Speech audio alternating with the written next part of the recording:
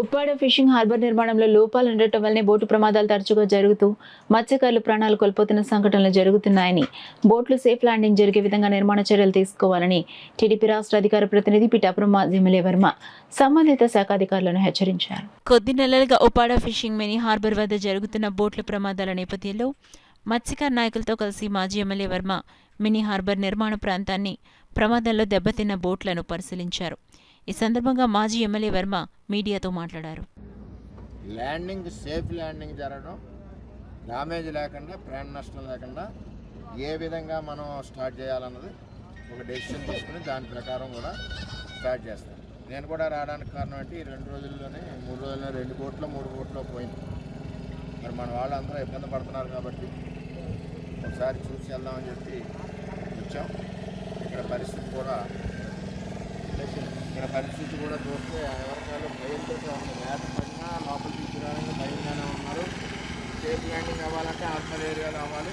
Harbour area వాళ్ళు రాని దీని మీద డిస్కస్ చేయించి ఫైనల్గా డెసిషన్ మరి కళ్యాణ్ గారు మేమందరం కూడా పిలిపించి డెసిషన్ చేస్తాం. కళ్యాణ్ గారు కూడా ఒకసారి చూసి రమ్మని నాకు తెలియజేయడం జరిగింది. ఇవన్నీ చూసి శాశ్వతమైన పరిష్కారం, మనిషి ప్రాణ నష్టం అవ్వకుండా, బోట్లకి ఇబ్బంది లేకుండా ల్యాండింగ్ అయ్యే విధానాన్ని ప్రారంభిస్తామని చెప్పి తెలియజేస్తాం. బ్యాన్ పీరియడ్ అయిన తర్వాత మత్స్యకారులకి వేట మొదలైంది. మౌత్లో ఏదైతే వాళ్ళు మౌత్ ఓపెన్ చేసి ఇచ్చారో అది డెడ్జింగ్ అవ్వక, ఆ యొక్క గట్టుని కొంచెం లోపల ఎక్స్టెండ్ చేయక బోట్లు ఇరిగిపోవడం, మత్స్యకారులు చనిపోవడం, ఒక 2-3 చనిపోయారు. మొన్న 3 బోట్లు డ్యామేజ్ అయినాయి, అందులో ఈ బోట్ ఒకటి. దానికి వీళ్ళు ఏం చేశారంటే మత్స్యకారులు హార్బర్లో ఒక కార్నర్లో ల్యాండింగ్ అవుతున్నారు. ఇది సేఫ్ ల్యాండింగ్. ఇక్కడ అధికారులకి, పోర్టు అధికారులకి కూడా హెచ్చరిస్తున్నాం. మత్స్యకారుల ప్రాణాలు ముఖ్యంగానే మిగిలిన ముఖ్యం కాదు. అంచేత సేఫ్ ల్యాండింగ్ ఏదైతే ఉందో ఆ ల్యాండింగ్ దగ్గర వాళ్ళు దిగాక కొన్ని గంటలు మీరు గేట్లు ఓపెన్ చేయాలి. గేట్లు బంద్ చేసి ఇది చేస్తే లా అండ్ ఆర్డర్ ప్రాబ్లం వస్తే వాళ్ళు తిరగబడితే ఇబ్బంది పడతారని కూడా తెలియజేస్తున్నాం.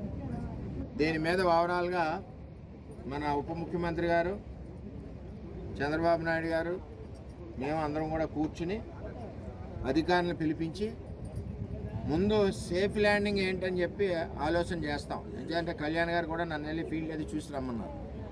సేఫ్ ల్యాండింగ్ ఏంటి, ముందు మత్స్యకారుల ప్రాణాలకు కానీ బోట్లకు కానీ ఇబ్బంది లేకుండా చూసి దాని నెక్స్ట్ పోర్ట్ నిర్మాణం ఏ విధంగా చేయాలని ఆలోచన చేస్తారు. అందరూ కూర్చుని దాని ప్రకారం వెళ్తే అప్పటి వరకు టెంపరీగా దీన్నే మీరు వాడుకోండి, ఏ ఇబ్బంది వచ్చినా మేము వస్తామని కూడా మత్స్యకార సోదరులందరూ కూడా తెలియజేస్తాం.